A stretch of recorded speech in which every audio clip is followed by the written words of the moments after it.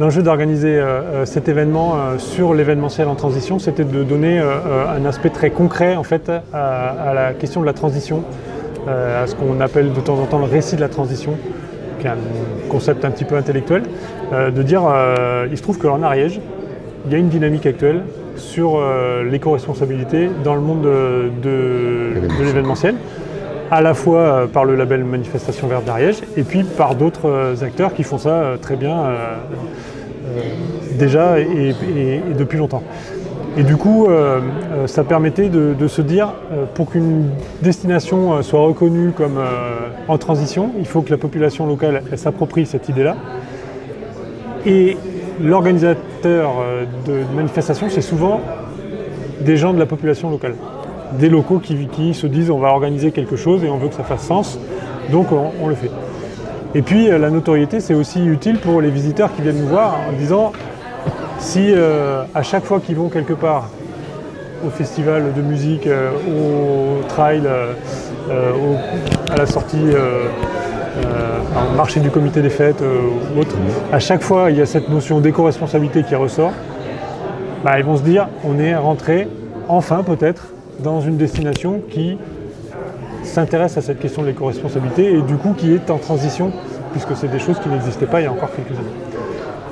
Ici, on connaît l'histoire depuis très longtemps. L'événementiel, c'est un outil touristique. On le travaille aussi bien d'un point de vue culture que d'un point de vue sportif depuis très longtemps. Cette année, on en a vu tout le sens, puisqu'il y a eu une baisse globale sur la chaîne des Pyrénées et sur le restant de l'Ariège courant juillet. Nous, on a des chiffres qui ont été stables en nombre d'unités, ce qui importe les unités. Et l'événementiel qu'on a eu sur la Haute-Ariège a servi à booster nos unités, tant et si bien que les chiffres sont quand même très corrects au niveau du tourisme en juin, juillet et après août, un mois d'août qui a été normal, malgré le mauvais temps. Donc on a des événements, on a eu la course de vélo l'Ariégeoise, on a eu le Tratrail, il y a eu le Tour de France.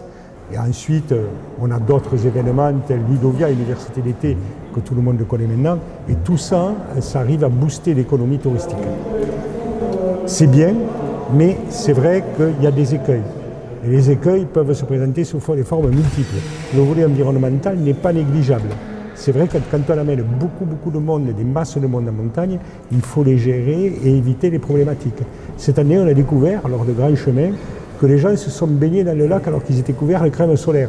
Donc on a découvert ça, alors qu'on sait que depuis très longtemps, dans les grands chemins, l'enjeu environnemental est important. Il y a des accompagnateurs en montagne qui sont là pour expliquer la montagne et la biodiversité, tout un travail qui se fait. On n'a pas pu les retenir. Ils ont tous fait plouf. Bon, certes, il faisait chaud, mais c'est un petit exemple qui montre les écueils. L'ultra-trail, c'est fabuleux, c'est très bien géré, mais c'est beaucoup de monde sur les sentiers. Et ça, il faut le gérer. On passe à travers les troupeaux, etc. Conflit d'usage qu'il peut y avoir. Ça a été anticipé. On a eu une intervention de la Chambre d'agriculture avec son président avant l'ultra-trail.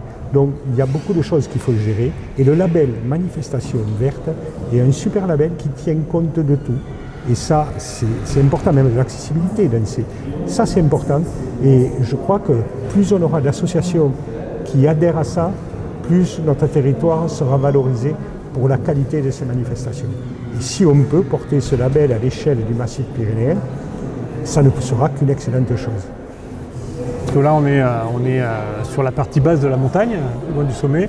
Il y a deux éléments sur lesquels on va quand même plutôt axer. C'est le guide des bonnes pratiques à destination des organisateurs et puis travailler sur la notoriété de la destination éco-responsable vue du prisme de l'événementiel.